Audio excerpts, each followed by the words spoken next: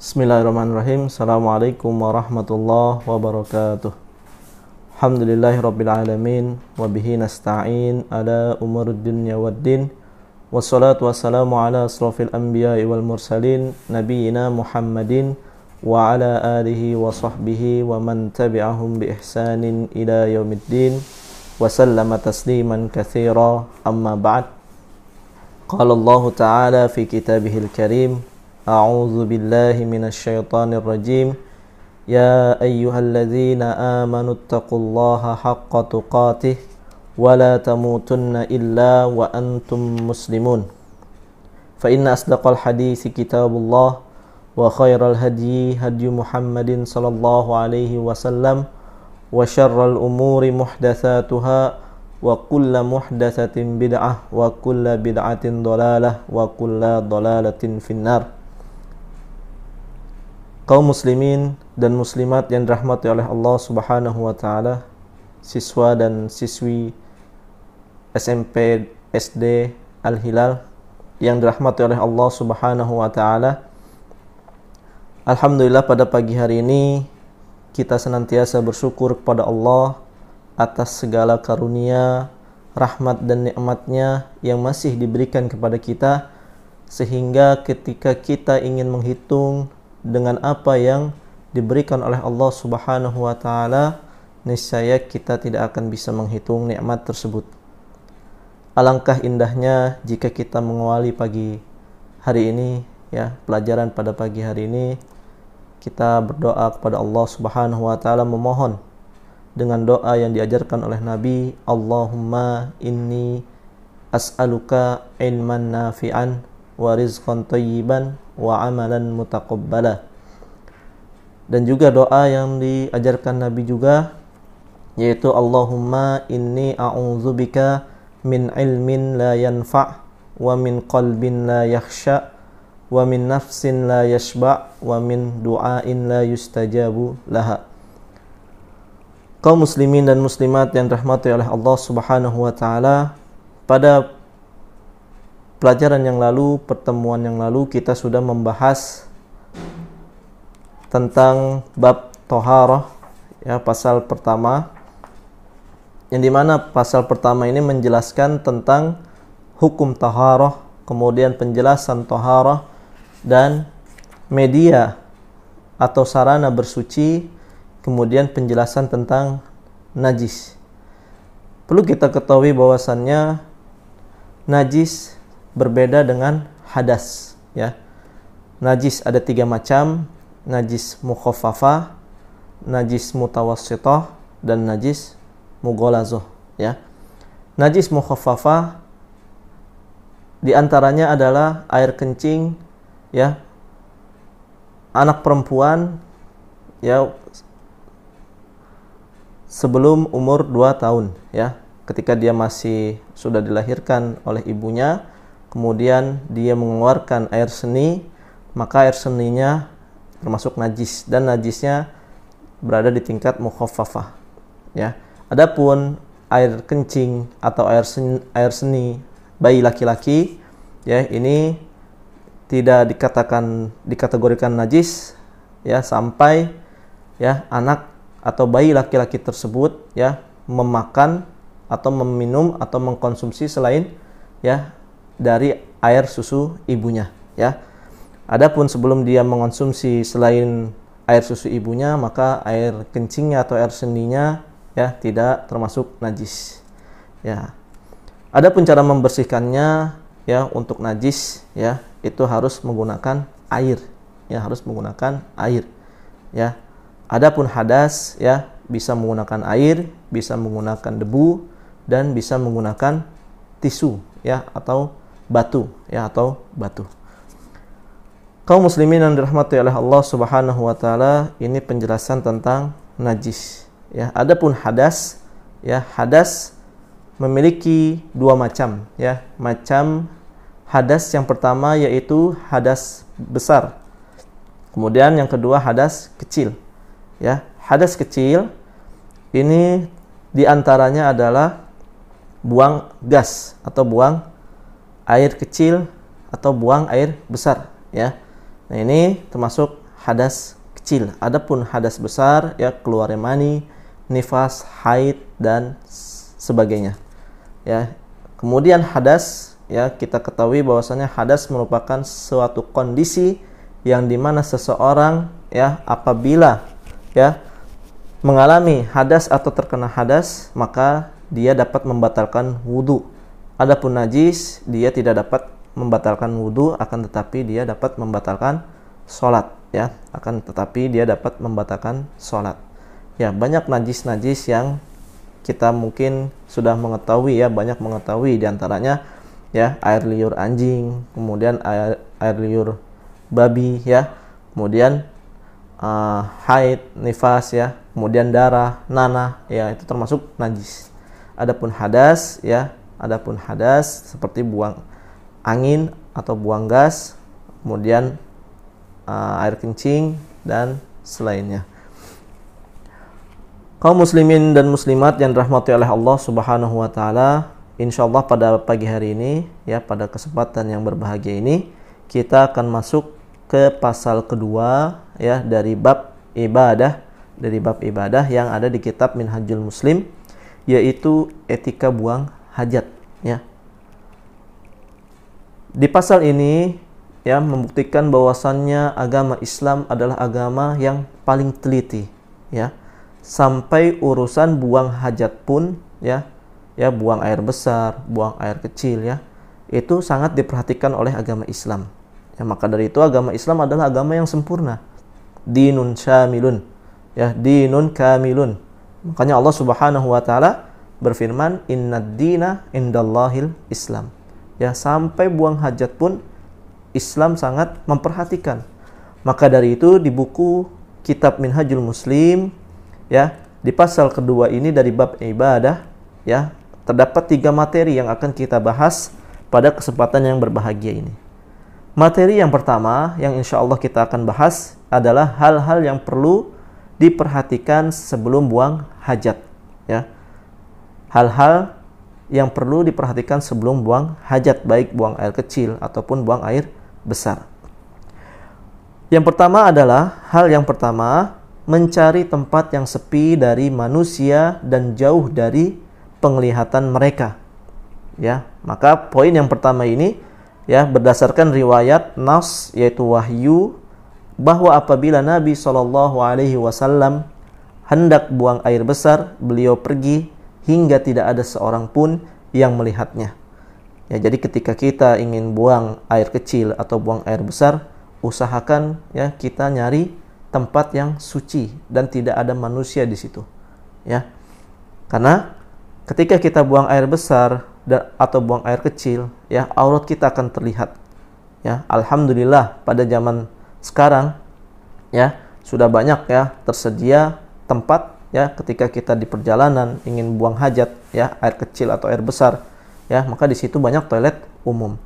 Adapun ketika zaman Nabi SAW ya ketika ingin buang hajat, maka para nabi dan para sahabat ini harus mencari tempat yang jauh dari penglihatan manusia ya. Karena ini sangat penting ya untuk menjaga aurat kita dari pandangan manusia.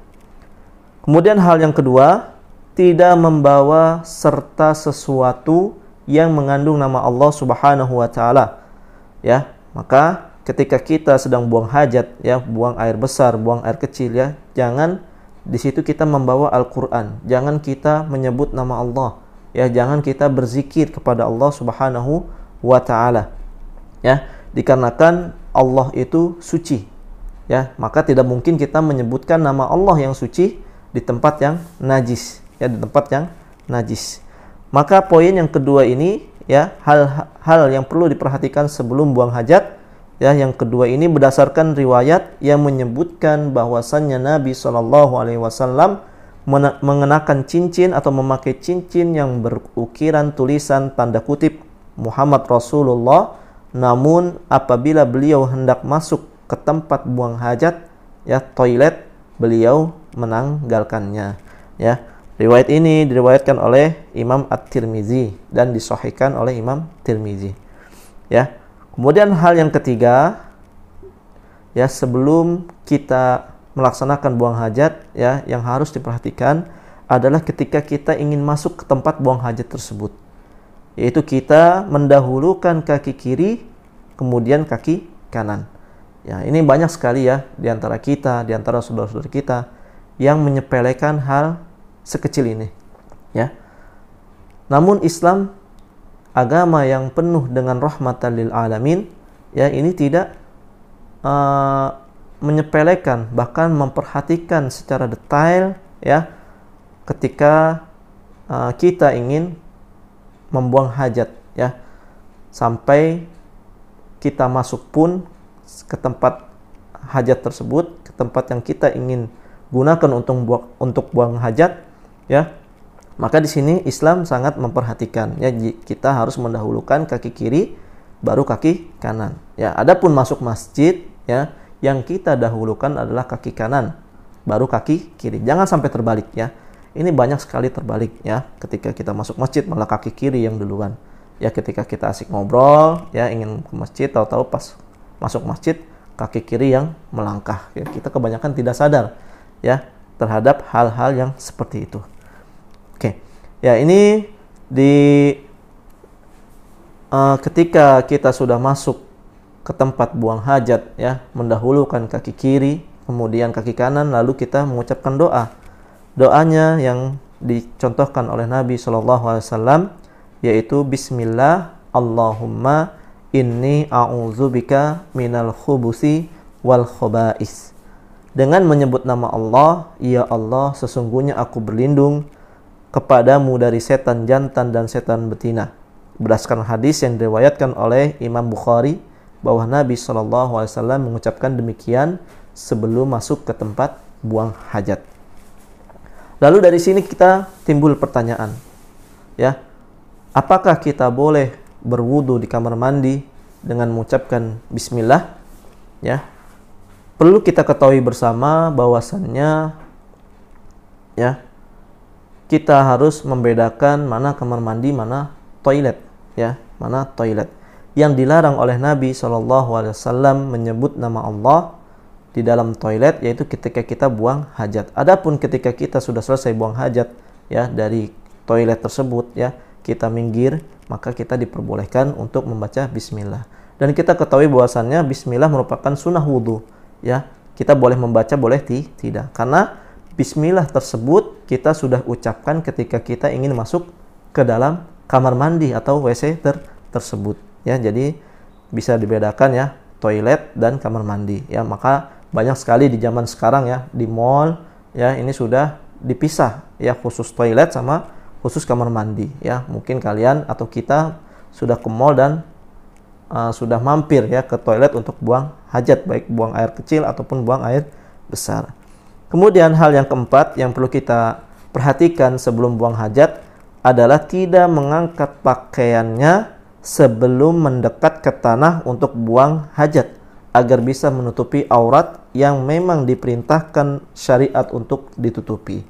Ya, jadi ketika kita qadarullah, ya, kita lagi camping, ya, kita lagi camping di sebuah hutan, di sebuah gunung, ya, kemudian kita ingin membuang hajat kita, buang air besar atau buang air kecil, ya, kita jangan membuka, ya, pakaian kita, jangan menurunkan pakaian kita, ya, sampai benar-benar kondisi aman, ya, tidak ada manusia, ya, yang melihat kita, baru kita melepas pakaian kita, ya. Jangan sampai ketika kita sebelum sampai ke tempat hajat, ya, pakaian kita sudah diturunkan, sudah diangkat, ya, sehingga, ya, manusia masih bisa melihat aurat kita, ya.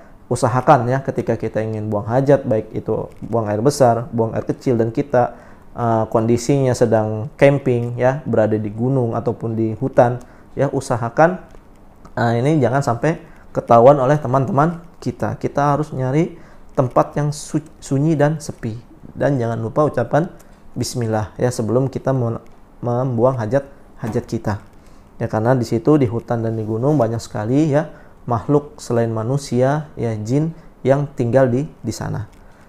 Kemudian yang kelima, hal yang perlu kita perhatikan, ya, tidak jongkok menghadap kiblat atau membelakanginya saat buang air besar. ya, ataupun buang air kecil. Maka hal tersebut diriwayatkan oleh Nabi Shallallahu Alaihi Wasallam, la tastaqbilu al-kiblata wa la tastadbiruha bighaitin au baulin. Ya, janganlah kalian menghadap kiblat, ya, dan jangan pula membelakanginya saat buang air besar ataupun buang air kecil, ya. Jadi ketika kita, ya, ingin membuang hajat kita, usahakan kita perhatikan. Apalagi kita ingin membangun sebuah rumah, ya, kita harus memperhatikan ketika ingin membangun sebuah toilet, ya.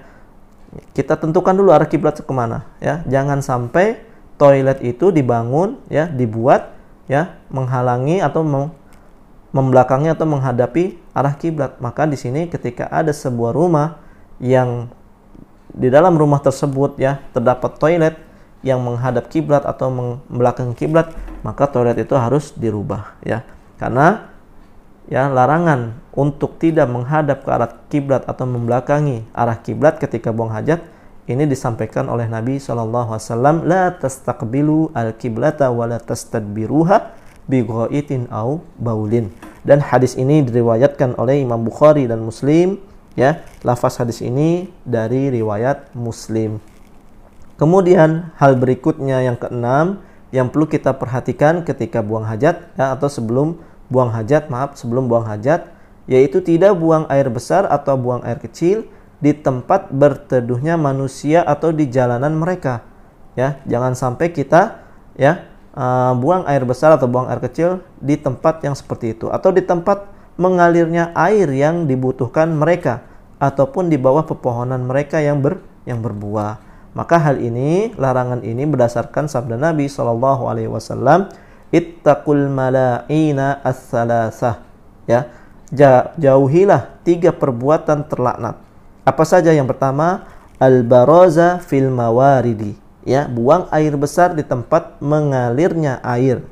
Kemudian yang kedua, wa qari'atit thariq, ya, buang air besar atau buang air kecil di tengah jalanan.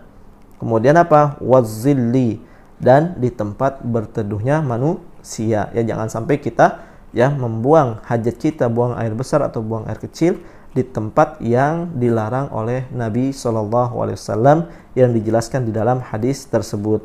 Maka hadis tersebut diriwayatkan oleh Imam Al-Hakim dengan sanad sahih, ya, dengan sanad sahih. Dan telah diriwayatkan pula dari beliau hadis yang melarang buang air besar di bawah pepohonan yang berbuah, ya. Kenapa kita dilarang, ya, untuk buang air kecil atau buang air besar di tempat-tempat demikian, ya? Maka jawabannya adalah kita jangan, ya, usahakan ketika menyelesaikan hajat kita jangan sampai orang lain terganggu dengan apa yang kita buang, ya, dengan apa yang kita buang dari hajat kita, ya. Karena air yang mengalir, ya, ketika ada kotoran kita, ada najis kita di situ, maka niscaya air yang mengalir itu akan, ya, tercampur oleh apa yang kita buang.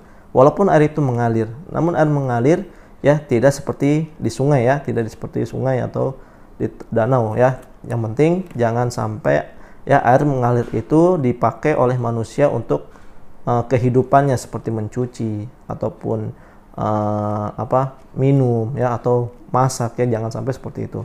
Kemudian buah, ya, dilarang membuang hajat di bawah pohon yang berbuah, ya, karena bisa, ya, mencampuri, ya, hasil atau bisa menentukan hasil buah yang dihasilkan oleh pohon tersebut, ya. Jadi jangan, ya, kita sembarangan untuk membuang hajat, baik itu buang air besar ataupun buang air kecil.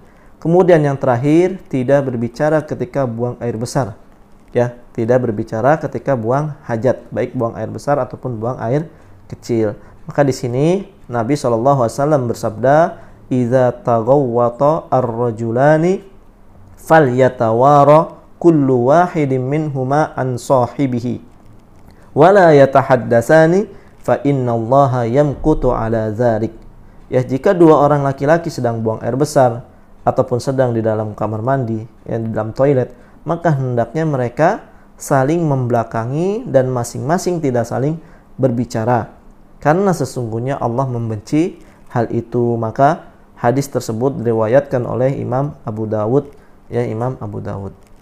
Ya, ini materi yang pertama, yaitu hal-hal yang perlu kita perhatikan sebelum membuang hajat kita. Kemudian materi yang kedua yang dibahas, ya, di dalam kitab Minhajul Muslim bab ibadah pasal kedua etika buang hajat, yaitu hal-hal yang berkaitan dengan istijmar, ya, dan istinja. Apa itu istijmar? Ya, istijmar adalah bersuci dari, ya, hadas, bersuci dari hadas dengan batu atau dengan benda padat lainnya. Adapun istinja adalah bersuci dari hadas dengan air, ya, dengan air, ya. Jadi istijmar itu dengan batu, ya, dengan benda padat yang lainnya. Nah, kemudian apa saja hal-hal yang berkaitan dengan istijmar dan istinja? Yang pertama, tidak beristijmar dengan tulang ataupun kotoran, ya. Kotoran yang sudah kering, ya, kotoran yang sudah kering. Ini kita tidak boleh beristijmar dengan, ya, kotoran ataupun dengan tulang. Kenapa? Nah, jawabannya karena Nabi SAW bersabda di dalam sebuah hadis, la tastajmiru birrausi wala bil'izami fa innahu zada ikhwanikum minal jinni. Janganlah kalian beristijmar dengan kotoran dan jangan pula dengan tulang. Kenapa? Karena hal tersebut merupakan makanan saudara-saudara kalian dari bangsa jin, ya. Jadi bangsa jin makanannya adalah tulang, ya. Makanannya adalah tulang. Jadi kita tidak boleh beristijmar dengan tulang ataupun kotoran yang sudah kering, ya. Kotoran bentuknya padat, ya. Namun ketika sudah kering, ya, kita tidak boleh, ya, menggunakan hal tersebut. Adapun kotoran yang masih basah itu juga kita tidak boleh, ya. Yang kering aja tidak boleh, apalagi yang basah yang masih zatnya itu terkumpul, ya, baunya, kemudian warnanya, ya, kemudian bentuknya, ya, masih bisa, ya, terkena najis, ya, masih ada hadasnya, masih ada najisnya. Kemudian juga tidak boleh beristijmar dengan sesuatu yang bermanfaat seperti kain yang masih bisa dipakai, kertas atau lainnya, ya. Tidak boleh juga dengan benda yang terhormat seperti makanan, karena menghilangkan manfaat dan merusak kemaslahatan, hukumnya haram, ya. Jadi ini, ya, poin yang harus kita perhatikan yang berkaitan dengan istijmar, ya. Jadi kita tidak boleh, ya, beristijmar dengan tulang, kemudian dengan kotoran, ya, yang sudah mengering, kemudian tidak boleh beristijmar juga dengan sesuatu yang bermanfaat seperti, ya, kain yang masih bisa dipakai, kertas atau yang lainnya. Tidak boleh juga dengan benda yang terhormat seperti makanan, ya. Kenapa? Karena menghilangkan manfaat, ya, dan merusak kemaslahatan, hukumnya haram, ya. Jadi itu perlu kita garis bawahi, ya. Jadi kita beristijmar dengan batu atau benda padat lainnya, ya, selain yang disebutkan tadi, ya, yang dijelaskan di dalam kitab Minhajul Muslim. Kaum muslimin yang dirahmati oleh Allah Subhanahu wa taala. Kemudian hal yang kedua yang berkaitan dengan istijmar dan istinja adalah tidak cebok, ya. Tidak cebok atau tidak membersihkan, ya, dubur kita atau kubul kita, atau istinja dengan tangan kanan atau menyentuh kemaluan dengan tangan kanan. Ya, maka larangan ini, ya, terdapat di dalam hadis Nabi SAW, la yumsikanna ahadukum dzakarahu biyaminihi wa huwa yabul wa la yatamassahu minal khala'i biyaminihi. Janganlah seorang di antara kalian memegang kemaluannya dengan tangan kanannya ketika buang air kecil, dan jangan pula cebok atau membersihkan kubul dan dubur kita dengan tangan kanan, ya. Maka hadis tersebut diriwayatkan oleh, ya, Imam Bukhari dan Muslim, ya. Kemudian hal yang ketiga yang berkaitan dengan istijmar atau istinja, yaitu beristijmar secara ganjil, ya, secara ganjil 1, 3, 5, 7, 9, ya. Pokoknya jumlahnya harus ganjil, ya. Jika belum bersih, ya, maka ditambahkan, ya. Misalnya 1 kali masih ada kotorannya, ya kita tambah lagi 3 kali. Ketika 3 kali masih belum bersih juga, 5 kali. Yang penting jumlah istijmar tersebut, jumlah batu tersebut harus ganjil, ya harus ganjil. Ketika 1 batu belum bersih juga, tambah 3 batu. Ya, ketika 3 batu belum bersih juga, tambah 5 batu. Ketika 5 batu belum bersih juga, 7 batu sampai bersih, dan usahakan ya jumlahnya ganjil. Maka poin tersebut berdasarkan perkataan Salman, ya, nahana Rasulullah sallallahu alaihi wasallam an nastaqbilal qiblata bi ghaitin aw baulin wa an nastanji bil yamini wa an nastanjiya bi aqalli min salasati ahjarin aw nastanji bi raji'in aw azamin. Ya, kata Salman di dalam sebuah hadis, Nabi SAW, Rasulullah SAW melarang kami menghadap ke arah kiblat ketika buang air besar atau buang air kecil. Dan beliau juga melarang kami beristinja dengan tangan kanan. Ya, kemudian ya Nabi juga melarang kita ya beristinja kurang dari 3 batu. Ya, kurang dari 3 batu. Ya, minimal 3 batu. Ya, atau beristinja dengan roji atau tulang. Apa itu roji? Roji adalah kotoran bagol, ya peranakan keledai dan kuda atau kotoran keledai. Ya, jadi di sini Nabi SAW ya memerintahkan atau menganjurkan kita untuk beristijmar dengan ya jumlah yang ganjil, ya minimal 3, ya minimal 3. Ini sesuai dengan perkataan Salman di dalam sebuah hadis, nahana Rasulullah sallallahu alaihi wasallam ya an nastanjiya bi aqalli min salasati ahjarin. Nah, maka hadis tersebut diriwayatkan oleh Imam Muslim, ya nomor 262. Kemudian hal yang keempat yang berkaitan dengan istijmar dan istinja ya adalah jika menggunakan air dan batu, maka lebih dulu menggunakan batu lalu beristinja dengan air. Jika merasa cukup dengan salah satunya, maka itu pun boleh walaupun menggunakan air lebih baik, ya. Jadi jika kita melakukan istijmar namun di sini kita menggunakan air, maka ya batu ya lebih dulu kita gunakan lalu kita beristinja dengan air. Ya, penggabungan antara istijmar dengan istinja. Kemudian jika merasa cukup dengan salah satunya, ya mau pakai air sudah bersih, ya sudah, tidak usah pakai batu. Kemudian kalau misalnya pakai batu sudah bersih, sudah cukup pakai batu, tidak perlu air, maka batu sudah bisa kita gunakan untuk membersihkan hadas dari diri kita, ya ketika kita sudah membuang hajat kita.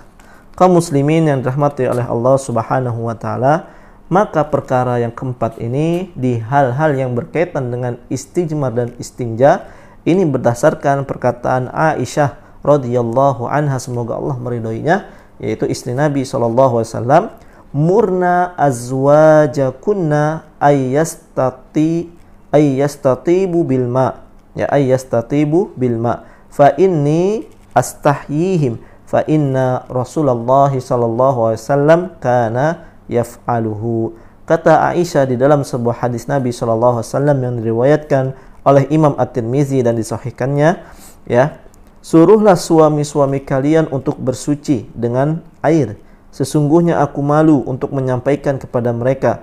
Sesungguhnya Rasulullah SAW melakukannya demikiannya. Jadi Nabi SAW ya itu lebih memilih air ya daripada beristijmar, karena air bisa menghilangkan keseluruhan ya hadas yang ada pada diri kita, terutama ketika kita sudah buang hajat kita, baik buang air besar ataupun buang air kecil. Nah, ini hal-hal yang berkaitan dengan istijmar dan istinja yang terdapat di dalam kitab Minhajul Muslim bab ibadah. Kemudian materi yang ketiga, materi terakhir yang terdapat di pasal kedua etika buang hajat ya di bab ibadah dari kitab Minhajul Muslim, yaitu apa? Hal-hal yang perlu dilakukan setelah buang hajat. Kaum muslimin dan muslimat ya, di dalam pasal ini materi yang pertama hal-hal yang harus kita perhatikan sebelum buang hajat. Kemudian materi yang kedua, kita sudah jelaskan juga hal-hal yang berkaitan dengan istijmar dan istinja.